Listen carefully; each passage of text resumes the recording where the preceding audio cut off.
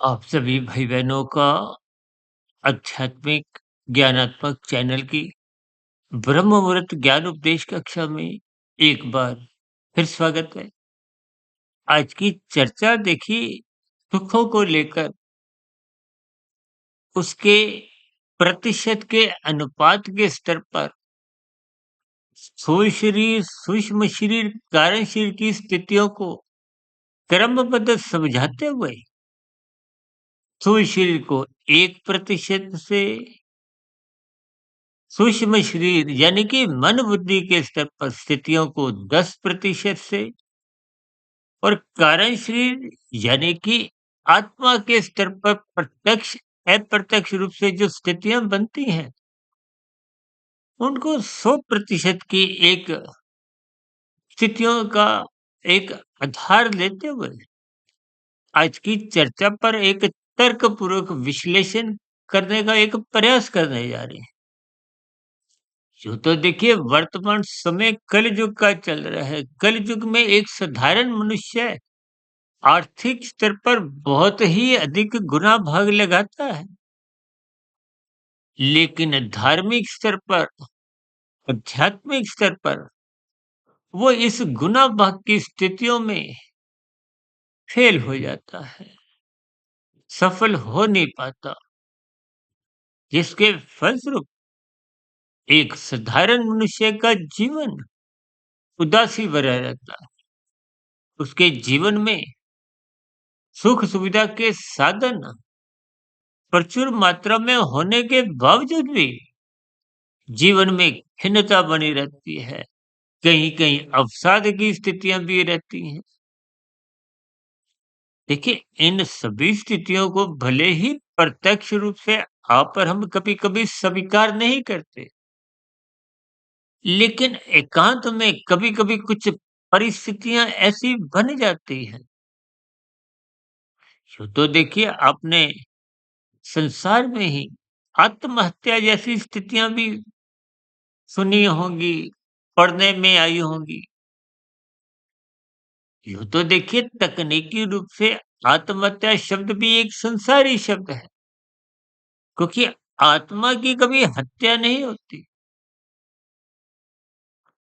हत्या तो केवल स्थूल शरीर की होती है और स्थूल शरीर की हत्या हो या एक साधारण परिस्थितियों में आपकी हमारी देखिए मृत्यु तो होती है। यूँ तो ये आत्महत्या की स्थितियाँ कानूनी रूप में भी देखिए एक अपराध गिना जाता है और शास्त्र सम्मत स्थितियों में भी ये एक पाप श्रेणी में आता है। हालाँकि हमारा देखिए आज का ये विषय नहीं है, यूँ तो हमने देखिए आत्महत्या के ऊपर भी मैं समझता हूँ हमने पिछले 6 वर्षों में 3-4 वीडियो बनाई थी। आज हमारा विषय केवल आपके हमारे जीवन की जो एक गुना भाग की स्थितियाँ हैं। देखिए लाभ के लिए कार्य करना अच्छी बात है। लोभ आर्थिक स्तर पर नुकसानदायक है। लोभ की प्रवृत्ति यदि आध्यात्मिक स्तर पर है, तो वो आपके हमारी एक योग की स्थितियाँ बनाती हैं। परमात्मा से नज़दीकियाँ प्रदान करती हैं।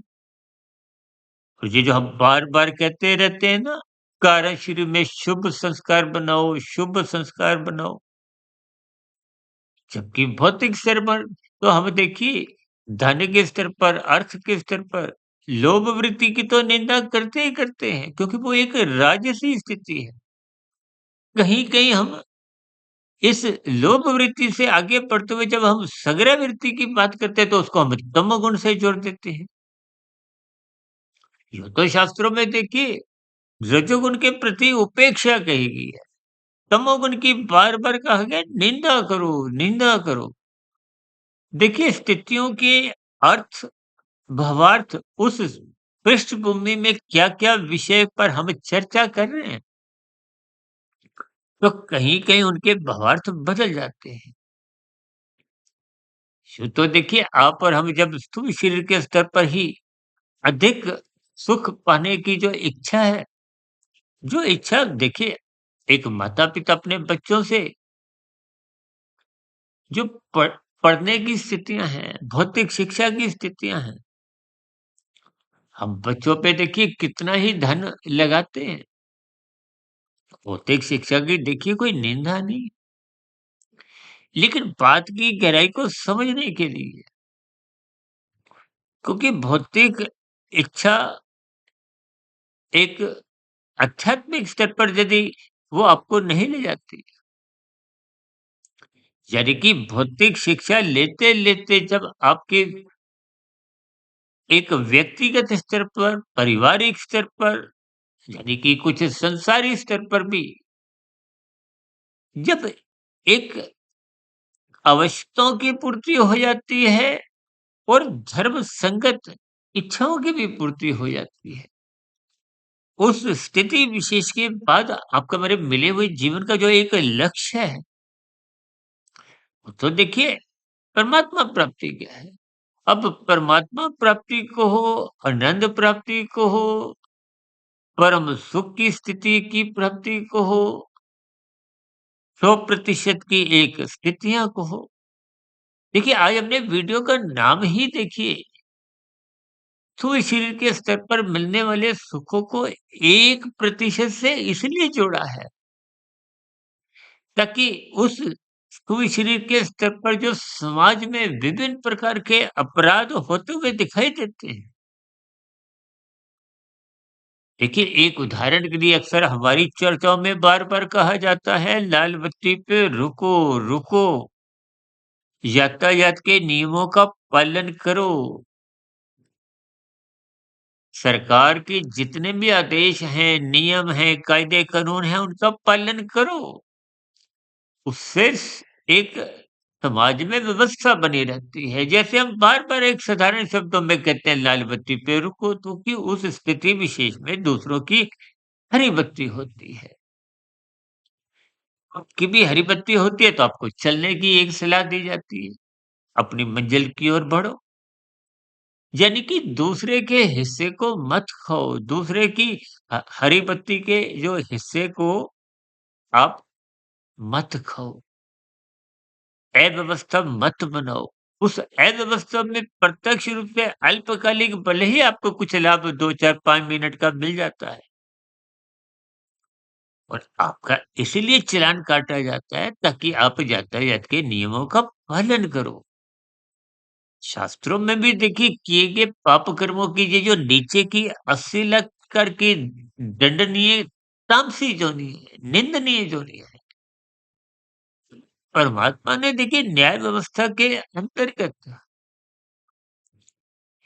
एक कर्मफल सिद्धांत की परिस्थिति के अनुसार विभिन्न 84 लाख प्रकार की जोनियों की अलग-अलग स्थितियां अनादिकाल से चल रही है। अब परमात्मा तो देखिए किसी का पक्ष नहीं लेते। परमात्मा तो न्याय दिव्य गुण है। परमात्मा का देखिए न्यायकारी स्थितियाँ एक दिव्य गुण में आती हैं। परमात्मा के तो देखिए दिव्य गुणों में न्याय की तो एक विशेष स्थितियाँ हैं। अक्सर न्यायालयों में आपने पढ़ा होगा ना, सत्यमेव जयते। इन सभी स्थितियों पर हम जब तर्कपूर्वक चिंतन नहीं करते। अब देखिए हमारी तो प्रतिदिन सुबह ब्रह्म मुहूर्त ज्ञान उपदेश कक्षा की वीडियो जो कि प्रत्यक्ष रूप से प्रकृति के 3 गुणों तमोगुण, रजोगुण और सत्वगुण और यही 3 गुण ही आपके हमारे 3 शरीरों का एक आधार है। हमारा स्थूल शरीर पृथ्वी, जल, अग्नि, वायु, आकाश का बनता है। ये तामसी है और इस तामसी स्थूल शरीर को ही आप और हम 24/7 विषय भोगों की आसक्ति में झोंक देते हैं। जबकि ये भौतिक सुख 1% की ही स्थितियों का एक हमने आज नाम दिया है। देखिए 5 जो आपके बड़े सुख हैं, गंध, रस, रूप, स्पर्श, शब्द, यूँ तो तकनीकी रूप से आपका मेरा जो एक माता के गर्भ में जो एक गर्भाकाल की स्थिति है, वो भी एक भोग विषयों का ही एक परिणाम है, लेकिन वो एक प्रकृति की व्यवस्था है। उसको शास्त्रों में भोग दृष्टिकोण से ना लेके एक योग की स्थिति समझाइए। और उसके उपरांत की स्थितियाँ तो देखिए वो भोग दृष्टिकोण की है। लेकिन फिर भी तकनीकी रूप से इन सभी स्थितियों की देखिए आपके हमारे शरीर का जो कारण है वो 5 भोग्य विषय है। गंध, रस, रूप, स्पर्श, शब्द इनको सूक्ष्म भूत शास्त्रों में कहा गया। शास्त्रों में इनको तन्मात्रा का नाम भी दिया गया है। ये सभी स्थूल शरीर के स्तर पर मिलने वाले जितने भी सुख हैं, जिनको हम सरल शब्दों में देखिए सुख, सुविधा, स्वाद, सम्मान, सत्ता से भी जोड़ देते हैं। आजकल तो देखिए राजनीतिक गलियारों में सत्ता का एक विशेष स्थितियाँ,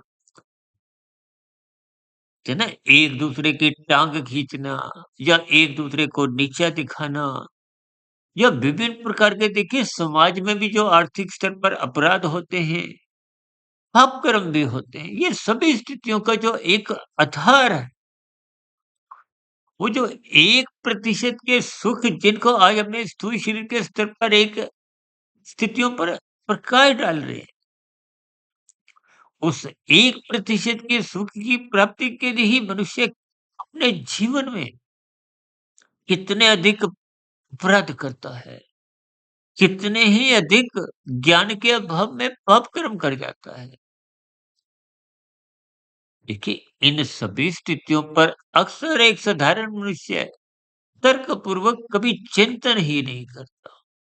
तर्कपूर्वक चिंतन इसलिए नहीं करता क्योंकि शास्त्रों की जो स्थितियाँ हैं, शास्त्रों में तो देखिए इन सभी स्थितियों पर क्रमबद्ध ज्ञान दिया गया है। शास्त्र तो कहते ही उसको हैं जिसमें क्रमबद्ध ज्ञान की कड़ियाँ समझाई जाती हैं। हम तो बार-बार कहते हैं, ये वेदों का ज्ञान अपौरुषीय है, उसको किसी ने भी लिखा नहीं है। इस सृष्टि के आरंभ में एक दिशा निर्देश कहो, क्योंकि मनुष्य योनि का ही महत्व है, मनुष्य को ही इन दिशा निर्देश कहो, वेदों में जो कहा गया ये करो, ये मत करो। कानूनों में भी यही स्थितियाँ समझाएगी, ये कर सकते हो, ये नहीं करना। ताकि समाज में एक व्यवस्था रहे, प्रकृति में एक व्यवस्था रहे। देखिए प्रकृति के नियम ये तमोगुण, रजोगुण, सतोगुण, तमोगुण को पदार्थों से, रजोगुण को क्रिया से और सत्वगुण को ज्ञान से जोड़ा गया है। इन सभी स्थितियों को हम बार-बार किसी न किसी वीडियो के एक नाम के अनुसार उस पर चर्चाएँ रखते हैं।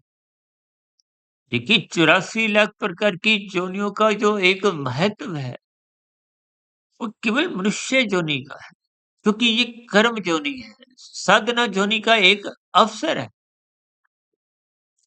देखिए साधना यदि आप नहीं भी आरंभ करते हो तो कोई दंडनीय अपराध नहीं है। सरकार भी कोई आप पे कोई चालान नहीं काटती, कोई अपराधी घोषित नहीं करती।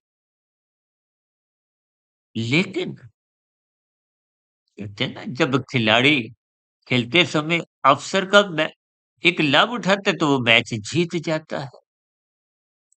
ठीक इसी तरह मनुष्य योनि आपको हमें कारण शरीर सुधारने के लिए मिली है, कारण शरीर में शुभ संस्कार बनाने के लिए मिली है। अब कारण शरीर के शुभ संस्कार तो तभी बनते हैं जब आप सूक्ष्म शरीर के स्तर पर, मन बुद्धि के स्तर पर एक अच्छे विचार, देखिए विचारों की स्थितियाँ कैसे बनती हैं?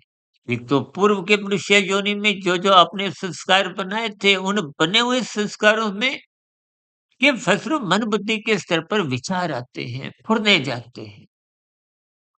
और दूसरा नए स्थितियों में स्थूल शरीर जहाँ-जहाँ कुछ संग करता है, दृश्यों का, ये प्रकृति के तमोगुण, रजोगुण, सत्वगुण की स्थितियों को जितना आप ज्ञानपूर्वक समझोगे, ये प्रकृति की व्यवस्था, कर्मफल सिद्धांत और ये जो कर्म योग, ज्ञान योग, भक्ति योग की जो एक साधना की स्थितियाँ हैं, इनका हमें बोध होने लगता है। अन्यथा आर्थिक स्तर पर देखिए 4 पुरुषार्थ धर्म शास्त्रों में बताए गए हैं। धर्म, अर्थ, काम, मोक्ष। धर्म का अभिप्राय सत्वगुण से है, अर्थ का अभिप्राय तमोगुण से है और काम का अभिप्राय रजोगुण से है। शास्त्रों में तो स्त्री पुरुष के आपसी आकर्षण को भी रजोगुण से जोड़ा गया। देखिए संसार में अपने आप में कोई भी स्थिति गलत नहीं है, यूं तो तमोगुण भी गलत नहीं है। गीता में तो स्वयं भगवान श्री कृष्ण जी ने आपके हमारे शरीर को एक रथ की संज्ञा दी है, जबकि शरीर तो तामसी है।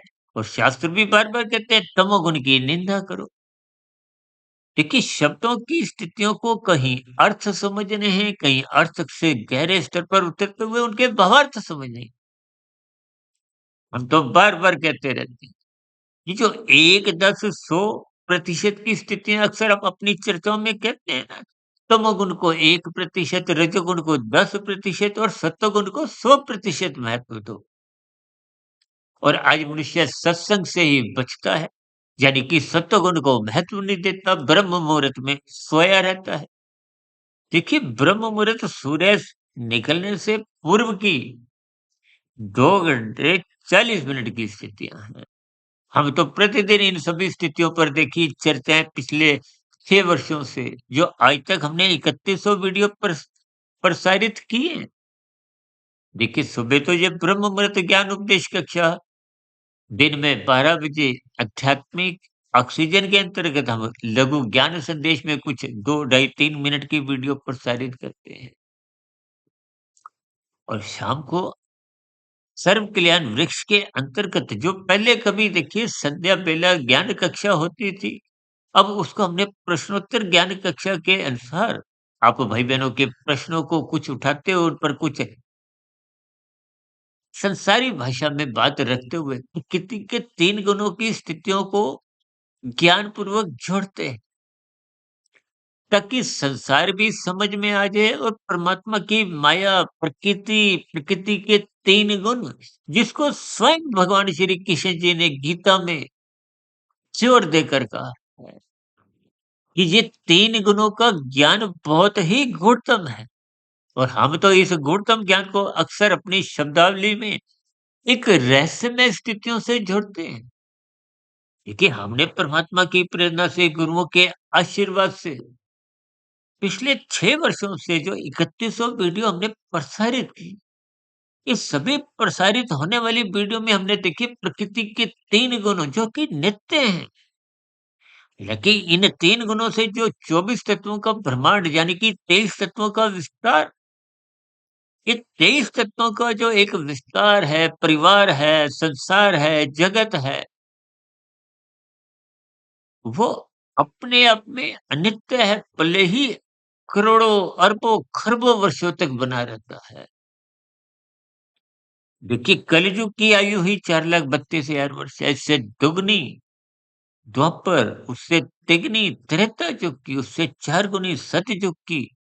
इन 4 युगों के क्रम को चतुर्युग, और ऐसे 71 चतुर्युग बीत जाने पे एक मनवंतर और 14 मनवंतर बीत जाने पे ये एक सृष्टि का कार्यकाल पूर्ण होता है। इनकी गुणा भाग लगाते ही देखिए आपकी हमारी बुद्धि चकरा जाती है। जबकि कभी-कभी कुछ ऐसी स्थितियाँ सुनने में आती है कि अब इस संसार में प्रलय आने वाली है। देखिए स्थितियों को आप जितना-जितना क्रमबद्ध तरीके से समझोगे, तो ये जो विषय भोगों को भोगने की जो एक आसक्ति है, जो आपको में अल्पकालिक सुख देती है। आज तो देखिए कलयुग में 24/7 जो विषय भोगों को पकड़ने की, वो पकड़ते-पकड़ते भोगने की जो प्रवृत्ति आपको में भगाती है, वो भगाते-भगाते ही मनुष्य संसार में देखा-देखी, सिर्फ देखा-देखी की स्थितियों को देखिए, भेड़-चाल से हम तो देखिए प्रतिदिन कहीं न कहीं कुछ शब्दों का आधार लेते हुए स्थितियों पर प्रकाश डालते रहते हैं, ताकि कोई बात, कोई शब्द, कोई वाक्य आपके हमारे अंतःकरण में रुक जाए, चोट कर जाए, बात समझ में आ जाए और आपके हमारे जीवन में सकारात्मक परिवर्तन आए। देखिए, सकारात्मक परिवर्तन आने का मतलब क्या है कि आप सत्वगुण का जो आज संग करते नहीं। देखिए, आप रजोगुण का तो भरपूर संग करते हो, तमोगुण का भी संग करते हैं। बस सत्वगुण का संग करने से ही आप बचते हो। हमारी तो देखिए ये जो आधे घंटे, पौने घंटे की वीडियो होती है, एक बार हमने वीडियो बनाई थी मनुष्य के मरने के बाद का अगला जन्म जो लगभग पौने 3 घंटे की थी। लोगों ने एक ही क्रम में सुना ही नहीं। अब आप और हम देखिए जब सिनेमा घर जाते हैं 3 घंटे की, 2.5 घंटे की जो फ़िल्म होती है आरंभ से अंत तक बहुत ही एकाग्र भाव से देखते हैं, आने-जाने के 1-2 घंटे भी यातायात में लगाते हैं। क्योंकि राजसी स्थितियों में भले ही वो फ़िल्म तो देखिए काल्पनिक है, जबकि शास्त्र को हो देखिए परमात्मा की प्रेरणा से हम प्रतिदिन जितनी भी चर्चाएँ करते हैं वो तो तर्कपूर्वक है। देखिए, प्रकृति के गुण नित्य हैं, जबकि 23 तत्वों का पसारा कहो, जिसको 24 तत्वों का ब्रह्मांड सामान्य शब्दों में कहा जाता है, वो 23 तत्वों का ब्रह्मांड अनित्य है। आपका हमारा शरीर अनित्य है। यूँ तो देखिए 84 लाख प्रकार की योनियों का जो एक बार-बार जो जन्म-मरण की स्थिति है, वो तो कर्मफल सिद्धांत के अंतर्गत जैसा कारण शरीर की स्थितियाँ होती हैं, यही स्थितियाँ हमने उस वीडियो विशेष में क्रमबद्ध स्थितियों को विभिन्न उदाहरणों द्वारा मनुष्य के मरने के बाद का अगला जन्म का विस्तार से चर्चा रखी थी। देखिए, जब आप वीडियो को आरंभ से अंत तक नहीं सुनते, ऐसा नहीं कि आप केवल मेरी ही वीडियो सुनो, आप वीडियो किसी की भी सुनो, चाहे वीडियो ना भी सुनो, शास्त्र पढ़ो, गुरु के प्रवचनों को सुनो या एकांत में ही इस प्रकृति की स्थितियों पर चिंतन करो। देखिए, प्रकृति के 3 गुण नित्य हैं, नित्य सत्ता से आपको जुड़ना है। जैसे हम कहते हैं ना सच्चिदानंद, ये प्रकृति के 3 गुण नित्य हैं। नित्य का मतलब सत्य है। सत्य का मतलब जिसका कोई कारण नहीं है। शास्त्रों में तो स्पष्ट शब्दों में समझाया गया कि 3 गुण नित्य हैं। इन 3 गुणों का कभी नाश नहीं होता। इनका कोई आरंभ नहीं है। सनातन, अनादि है। आत्मा सत्य चित यानी कि प्रकृति के 3 गुण मात्र एक यंत्र है। इन यंत्रों में देखिए अपने आप कोई क्रिया नहीं होती, कोई क्रियाशीलता होती नहीं है परमात्मा की निर्गुण निराकार क्योंकि परमात्मा देखिए सर्वव्यापी निर्गुण निराकार सत्ता है। तो परमात्मा की वो ब्रह्म शक्ति उसमें विद्यमान रहते हुए ये गुण आपको गतिशील, क्रियाशील दिखते हैं। कहते हैं ना प्रकृति हर क्षण परिवर्तनशील है। ये प्रकृति के परिवर्तन जिनको संसारी भाषा में कहा जाता है। संसारी भाषा में तो जानते कहा जाता है ना परमात्मा की इच्छा के बिना एक पत्ता भी नहीं हिलता। देखिए स्थितियों को आप गंभीरता पूर्वक समझिए। अपरम मनुष्य जोनि में कर्म जोनि है। अपरम कर्म करने को स्वतंत्र है इसलिए ज्ञान की आवश्यकता। अक्सर मैं उदाहरण देकर समझाता हूँ कि गृहिणी को खाना बनाने का ज्ञान है यानी कि वो सत्वगुण है। उनके द्वारा जो गृहिणी द्वारा क्रियाएं होती है वो रजोगुण है और रसोई में रखे हुए पदार्थ वो तमोगुण है। स्थितियां तीनों आवश्यक है। अब स्वाद भरा खाना तो तभी बनता है ना जब गृहिणी बनाती है जब जिसको ज्ञान होता है। जब गृहिणी घर नहीं हो खाना तो आप अब पेट भरने के लिए बनाते हो, तो फिर वो खाना स्वादिष्ट नहीं बनता क्योंकि आपको भी खाना बनाने का ज्ञान नहीं है। यानी कि रजोगुण वाली क्रियाएँ तो हो रही हैं, रसोई में रखे हुए पदार्थ तमोगुण भी है।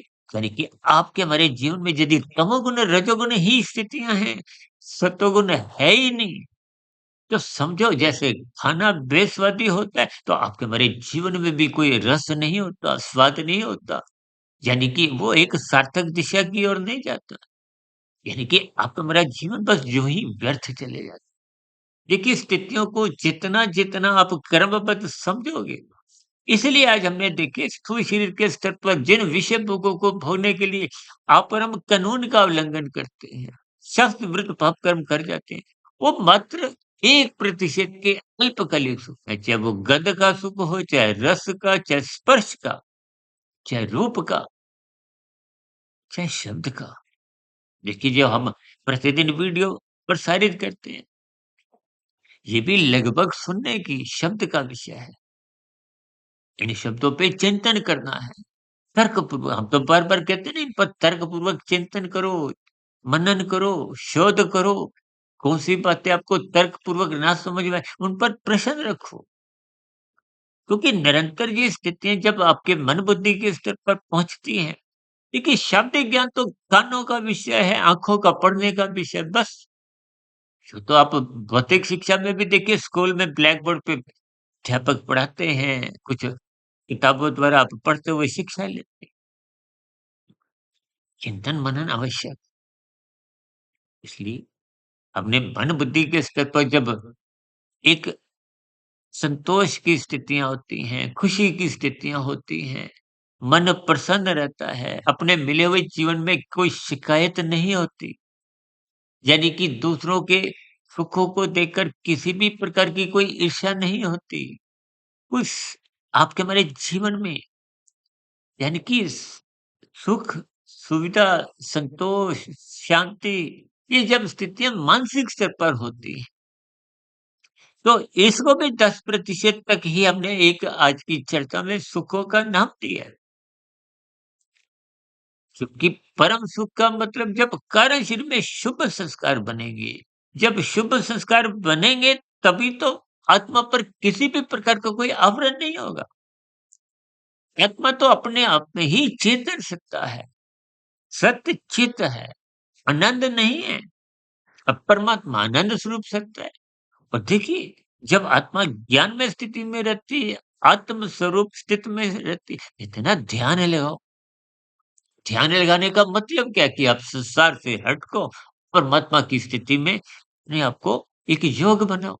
ये कर्म योग, ज्ञान योग, भक्ति योग, ये स्थितियाँ, देखिए जब आप फल की इच्छा किए बिना कोई कर्म करते हो, तो फिर कर्म के साथ फल शब्द ही हट जाता है, फिर योग शब्द जुड़ जाता है। जब ज्ञान में स्थितियों में आप जुड़ते हो तो कर्म योग बन जाता है।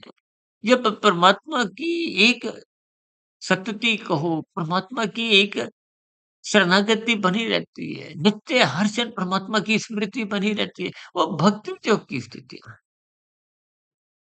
ये योग की स्थितियाँ कारण शरीर में शुभ संस्कार बनाते हैं, और शुभ संस्कार कभी भी आत्मा के वो जो ज्ञान में स्थिति है, क्योंकि आत्मा सत्य चित है।